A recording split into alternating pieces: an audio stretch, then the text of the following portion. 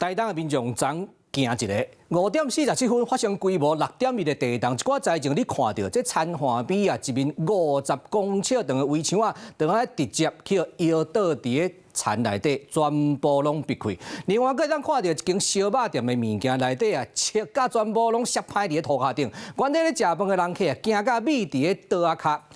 气象署的地动测报中心提醒啊。一礼拜之内，可能要规模5.5到6的地动尾啊，所以咱民众爱小心提防咯。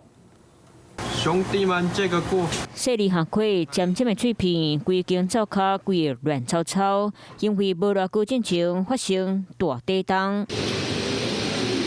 昨尾暗暝5点47，地动县卑南乡发生规模6.1浅层的地动，市区汉堡店挂伫咧天棚的蛛网身溜溜啊震动，说来愈害愈大力，物件嘛对咧结落来。食饭人客拢去强震，惊一条赶紧米伫咧倒骹，灾情惨重的佫有厝体区。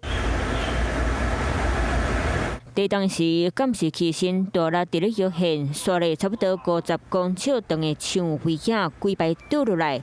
来看现场，暗暝土壁规个裂开、裂开，就含监视器嘛倒伫咧边仔。回头想到地牛翻身，民众就心惊胆吓。地震有的还蛮大力，还蛮久的，那个摩托车都差点倒啊，我会把它扶一下。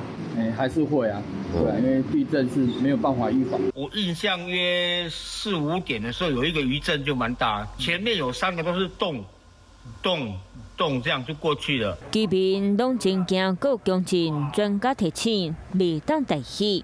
我们现在已经发生了，那又重新开始算起嘛，每天发生的机会哈。